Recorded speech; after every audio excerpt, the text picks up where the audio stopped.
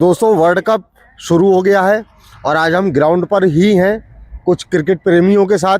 देखते हैं स्क्वाड ठीक है या कैसा है। आपका नाम सर? मेरा नाम प्रद्युम्न तिवारी है। तिवारी जी, ये बताइए, जो वर्ल्ड कप अभी 12-13 दिन में पहला मैच है जी और जैसा कि हर बार होता है, इंडिया के ग्रुप में पाकिस्तान है। 15 फरवरी को पहला मैच है, श्रीलंका में होगा। हाँ जी। तो जो स्क्वाड हमारा जो इस समय न्यूजीलैंड के साथ सीरीज चल रही है, हाँ जी। आपके हिसाब से जो स्क्वाड बनाया गया है आपके लिए परफेक्ट है? मेरे लिए बिल्कुल परफेक्ट। आप खुश है? बिल्कुल, बहुत खुश हूँ मैं। अच्छा, तो इसमें एक यहाँ पे एक पेंच आता है। हाँ जी। कुछ खिलाड़ी हमारे ऐसे बाहर बैठे हैं जो अपने आप में एक विस्फोटक बल्लेबाजी करने का दम रखते हैं, जैसे कि तिलक वर्मा बाहर है जी। अगर वो अंदर आते हैं जी, तो बाहर कौन जाएगा? अगर तिलक वर्मा बाहर अंदर आते हैं तो मेरे हिसाब से पोजीशन यहाँ पे 2-3 ऑप्शन बनते हैं। जी। ईशान किशन, जी। संजू सैमसन। जी, हालांकि संजू सैमसन के पास ऑप्शन ये है कि उनके पास विकेट कीपिंग है, तो ईशान किशन ही बाहर जाएंगे अगर तिलक वर्मा ने एशिया कप में जैसा खेला था। लेकिन बहुत ईशान promising किशन ने जो पिछले मैच में पारी खेली है, उसके बाद अगर आप कैप्टन हो वर्ल्ड कप में एक बहुत प्रीमियम कंपटीशन है और उसके हिसाब से देखा जाए तो सबसे ज़्यादा मायने रखता है कंसिस्टेंसी के हिसाब से अगर तिलक वर्मा बेस्ट ऑप्शन है।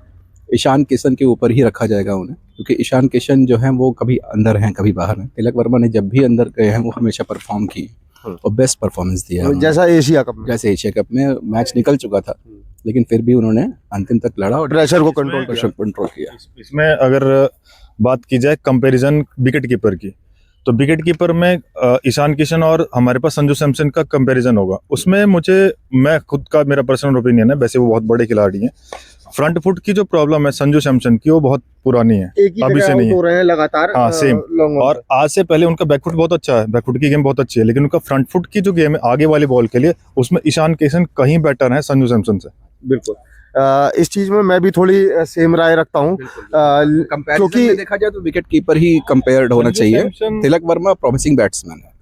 ये जो पहले ईशान किशन थोड़ा मस्ती के चक्कर में बाहर हुए थे, अदरवाइज वो बहुत धमाकेदार बैट्समैन है। वो छोटा पैकेट बड़ा धमाका है। वो जैसे फ्लेक्सिबिलिटी उसके अंदर है और जैसी कैपेबिलिटी उसके अंदर है, वैसा वो गेम चेंजर है। आपने वो मैच देखा होगा मुंबई इंडियंस वाले जैसे मैच रहते हैं, वो बंदा कहीं से भी किसी बॉल को लपेट के मार सकता है। अंडर तक नहीं आना या बैट को बॉल के नीचे आना, उसकी एबिलिटी बहुत अलग है भाई। एटीट्यूड था वो, जो भी था वो उनका पर्सनल था। वो राहुल द्रविड़ सर जाने उसके लिए उन्हीं के साथ। लेकिन एक चीज यहाँ पे और आती है, जैसे हम अभी ये सीरीज चल रही है, एक तरीके से हम इसे लिटमस टेस्ट कह सकते हैं वर्ल्ड कप से पहले का। तो अभी लगातार 2 बार संजू सैमसन फेल हो चुके हैं, ठीक है। फेलियर के पहले उनका, उससे पहले भी जब फ्रंट फुट की बात आती है ना भाई, इससे पहले ऑस्ट्रेलिया सीरीज थी, ऑस्ट्रेलिया सीरीज से पहले इंग्लैंड की भी सीरीज थी। फ्रंट फुट उनकी प्रॉब्लम रही है संजू सैमसन की। शॉर्ट बॉल, शॉर्ट आर्म जैब या बैकफुट की उनकी गेम बहुत अच्छी है, लेकिन फ्रंट फुट उनकी दिक्कत है। सुबह उठते हैं कुछ लोग और संजू सैमसन चलाना स्टार्ट करते हैं, ऐसा नहीं होता भाई। आपको वो चीज करनी पड़ेगी। उन्होंने शतक लगाया, मैं मान चुका हूँ, लेकिन उनके फ्रंट फुट को सुधार करना पड़ेगा। अच्छा, पहले कहा जाता था संजू सैमसन को बहुत मौके मिल चुके हैं, लेकिन करके नहीं दिया। मौके भी मिले हैं। पिछली बार जैसे 2 शतक उन्होंने, एक बार 2 या 3 आई थिंक शतक भी लगाए थे, एक सीरीज के एंड होते और एक दूसरी सीरीज स्टार्ट होते, पहले और दूसरे मैच में। बट एक जो मेन प्रॉब्लम रहती है ना, बंदा अगर किसी शॉर्ट पिच के ऊपर या किसी बंदे की कमजोरी मान ली शॉर्ट पिच गेंद है, बंदा उसको वहां खा जाता है। संजू सैमसन को खा रहे हैं बंदा आगे रख के डाल के, मतलब उन पे स्टडी करके बॉलर काम कर सकता है। हाँ, आजकल तो भाई एआई का जमाना है, कुछ भी पढ़ के कुछ भी कर सकता है, स्ट्रेटेजी बना के। बस वही कमजोरी। अच्छा, आपको ये नहीं लगता कि बहुत ज्यादा ऑलराउंडर्स लेने से जैसे एक परफेक्ट बैट्समैन या परफेक्ट बॉलर्स हमारे पास कम हो रहे हैं?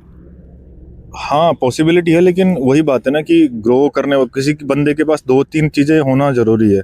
ये चीज है T20 में, लेकिन ये चलता है वनडे वगैरह में आप नहीं, मतलब 8-9 नंबर तक बैटिंग चाहिए T20। हाँ।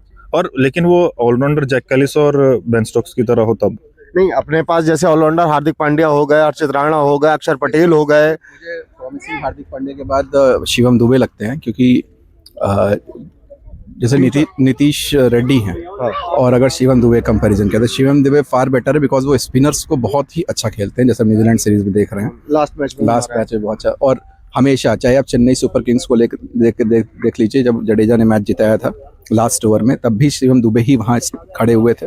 वर्ल्ड कप में भी बहुत अच्छा रोल प्ले किया था शिवम दुबे ने। तो ऑलराउंडर्स की भूमिका अपने आप में बहुत इम्पोर्टेंट है और ये ज़रूरी भी है, क्योंकि जब आपके बॉलर्स मान लीजिए मेन बॉलर फेल हो रहे हैं तो कभी कभी ऐसा हमने बहुत सारे मैचेस में देखा कि शिवम दुबे आकर के विकेट निकाल लेते हैं और ये ज़रूरी है मुझे। हमारा ऑलराउंडर वैसे इंडिया में अगर वर्ल्ड कप हो रहा है तो एक स्पिनर ऑलराउंडर ज़्यादा बढ़िया ऑप्शन रहेगा। लाइक अक्षर पटेल। अक्षर पटेल मान लीजिए लेफ्ट आर्मर है, हाँ वो भी अच्छा है, लेकिन उसमें एक और मिल जाए जैसे वरुण चक्रवर्ती की तरह है कोई। अक्षर पटेल है ऑलराउंडर, मैं नहीं मानता कि नो डाउट वो अच्छा नहीं है, लेकिन वरुण चक्रवर्ती है वो बॉलिंग अच्छी करता है, ऐसा है कि 4 ओवर उसके पैक रहते हैं। अक्षर पटेल कई बार हो सकता है कि पिट जाए। अच्छा, लास्ट मैच में हमने देखा कि दोनों स्पिनर्स को साथ खिलाया गया, वरुण चक्रवर्ती भी और हमारे यादव जी, कुलदीप यादव भी। तो ये मतलब मेन मैच जब वर्ल्ड कप आएगा तो ये पॉसिबल है हम 2 स्पिनर्स को, पिच के ऊपर डिपेंड करेगा कि कैसा पिच है वो, क्योंकि एनालिसिस होता है पिच कैसा रिएक्ट कर रहा है। अगर स्पिनर्स के ऊपर ज़्यादा फोकस रहेगा या ज़्यादा इंपॉर्टेंट रोल प्ले करने वाले हैं तो स्पिनर्स ही खेलेंगे। हाँ, जाहिर सी बात है, फरवरी मार्च है तो ड्यू रहेगा। ये तो वही बात है, गौतम गंभीर साहब की माया है उसमें हम कुछ नहीं बोल सकते, क्योंकि जो क्रिकेट के नियम कायदे कानून थे उससे परे उन्होंने जब कुछ किया है। हम यहाँ सीरीज हारे, वनडे सीरीज कितने सालों बाद, टेस्ट सीरीज नहीं हारते थे इंडिया में, ये सारे रिकॉर्ड टूट रहे हैं, तो उसका तो हम कुछ प्रिडिक्ट ही नहीं कर सकते, क्योंकि जो हमसे बड़े हमारे आकाश चोपड़ा साहब हैं जिन्होंने इतनी प्रिडिक्शन लगाई थी वो सब फेलियर किया है। अब गौतम सर जाने तो या अजीत अगरकर जाने।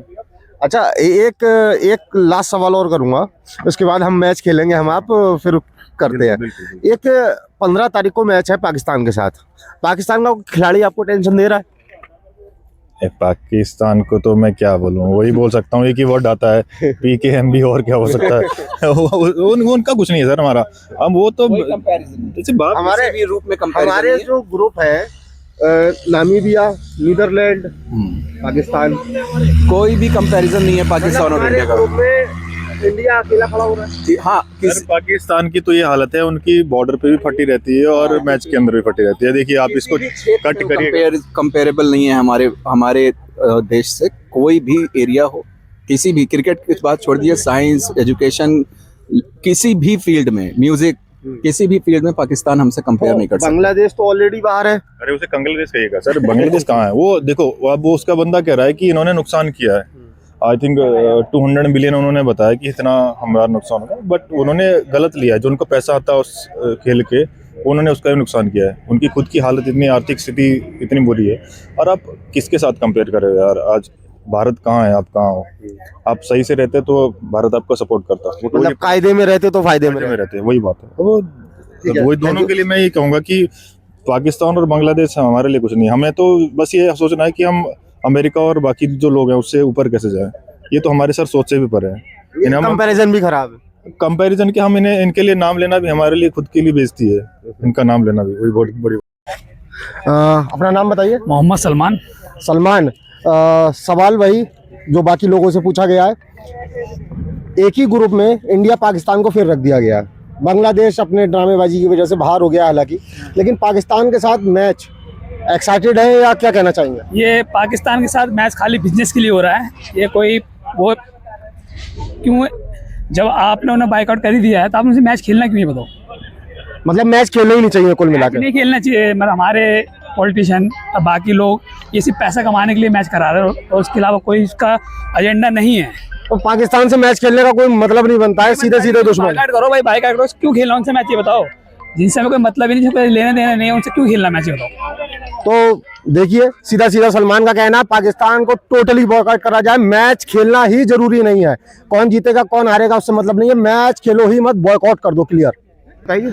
राजीव, वर्ल्ड कप शुरू होने वाला है, T20 न्यूजीलैंड से सीरीज चल रही है, लेकिन सबसे इंपॉर्टेंट बात आती है 15 तारीख को श्रीलंका में पाकिस्तान के साथ मैच है इंडिया का। क्या देखते हैं? पाकिस्तान के साथ तो मैच खेलना ही नहीं चाहिए, उसको बॉयकॉट करना चाहिए। उसके बाद मिल सके तो अगर यहाँ मिल गया कोई प्लेयर तो उसको पकड़ के पीटना भी चाहिए। अच्छा, तो बांग्लादेश में जो सिक्योरिटी इशू बताए थे वो आप ही लोगों की वजह से? हम ही लोगों की वजह से नहीं, हमारे सारे हिंदुस्तानियों की वजह से। क्यों खेलना है भाई हमें? जो हमारे लिए सही नहीं है, जो हमारे लिए अच्छा नहीं सोचते, जो हमारे लिए पीठ पीछे उल्टे सीधे काम करते हैं, उनके लिए हम क्यों सपोर्ट करें? क्या रीजन बनता है सपोर्ट करने का? कोई मतलब नहीं है, उनको ऐसे भगाना चाहिए। अच्छा, मैच पड़ ही गया है तो आपको क्या लगता है 15 तारीख को पाकिस्तान के साथ क्या होगा?